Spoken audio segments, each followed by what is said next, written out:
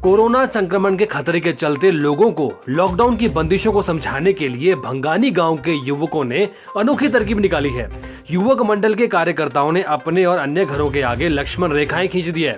भंगानी पंचायत के युवक मंडल के कार्यकर्ता आजकल घर घर जाकर घर के आगे लक्ष्मण रेखाएं खींच रहे हैं और लोगों को लॉकडाउन का महत्व समझा रहे हैं। युवक मंडल के युवा गांव के लोगों को बता रहे हैं कि कोरोना संक्रमण से बचने का लक्ष्मण रेखा यानी लॉकडाउन कितना कारगर तरीका है। बिना काम के कोई घर के बाहर ना निकले और कोई घर के अंदर प्रवेश ना करे तो कोरोना का संक्रमण घर के भीतर प्रवेश नहीं करेगा।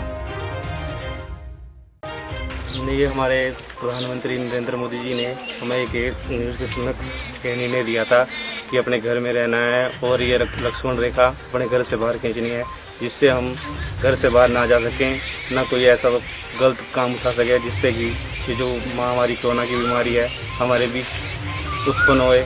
इसके लिए हमने ये लक्ष्मण रेखा अपने घर के बाहर लगाई है, जिसकी वजह से हम कोई ना इधर जा सकता है ना उधर जा सकता है, उस हिसाब से काम करते हैं। नवयुवक मंडल जो ये मंडल बनाया है ना, इससे हमारे सामाजिक लाइन में बहुत अच्छा काम कर रहे हैं। ये जैसे हमारी ये महामारी फैली हुई है तो इससे भी हमें जो है बहुत इनसे सीख मिली है। गांव गांव में जाके ये घरों में घूम के ताकि लक्ष्मण रेखा पार ना करे कोई, और सोशल डिस्टेंस के मुताबिक जिएं और अपना काम करें।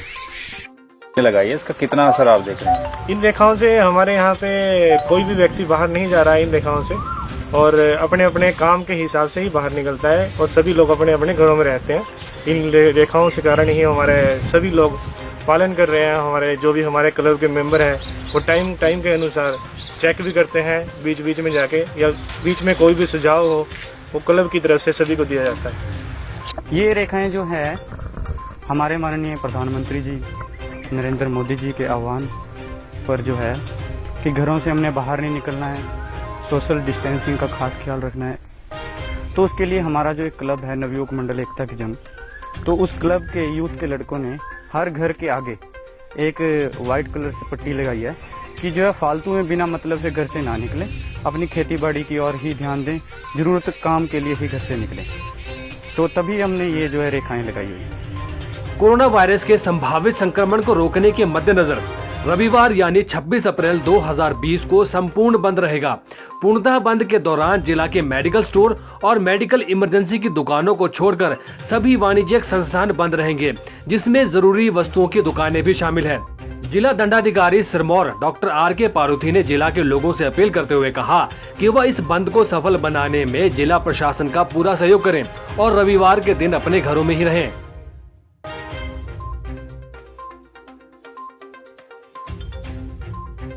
हिमाचल में जारी कर्फ्यू और लॉकडाउन के बीच सरकार ने कालाअंब क्षेत्र के गेहूं उत्पादकों को बड़ी राहत दी है।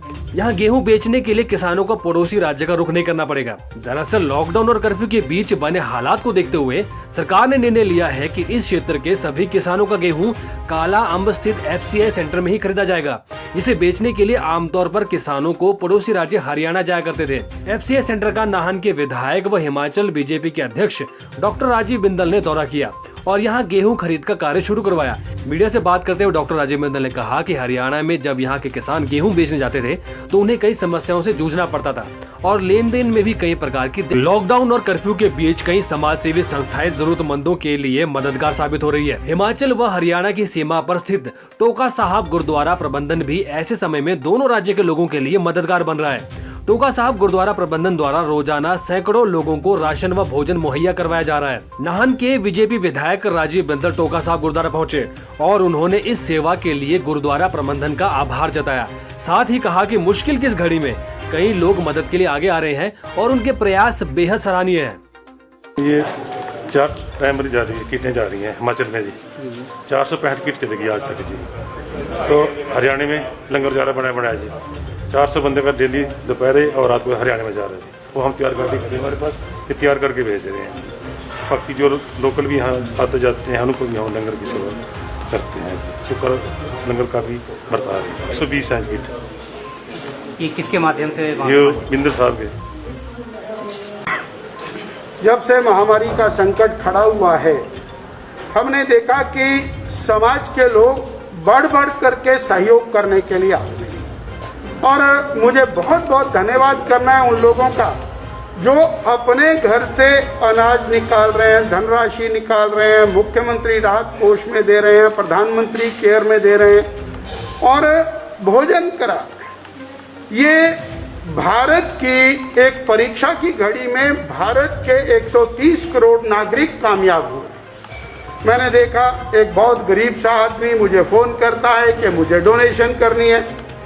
एक पर्टिकुलर गरीब जाति के लोग हमको फ़ोन करते हैं, हमने पैसा इकट्ठा किया है, हमने वो पैसा दान में देना है। इस तरह से समाज आज हम टोका साहब में हैं, टोका साहब से खाना बन के लगातार बंट रहा है। टोका साहब के लोगों ने लगभग 500 से लगभग किटें अनाज की दे दी हैं। ऐसे समाज माता बाला सुंदरी का मंदिर है, उसके साथ 2 और भंडार चल रहे हैं, लगभग 1500-1600 लोग भोजन कर रहे हैं। नाहन में कबीरा होटल से और लगभग 3200 खाने प्रतिदिन निकल रहे हैं। ऐसे ये समाज, भारत का समाज, ये परोपकारी समाज और इस समाज के प्रति बार बार हम नमन करते हैं। और भारत ने सीखा है कि हम संकट की घड़ी में कैसे और अपने आधार पर खड़ा हो सकते हैं। आज गांव-गांव में लोग मदद करके एक दूसरे को खड़ा कर रहे हैं। ये हमारी संस्कृति है और उस संस्कृति के कारण भारत दुनिया में दोबारा से ताकतवर राष्ट्र बन करके उभरेगा, ऐसा मुझे लगता है।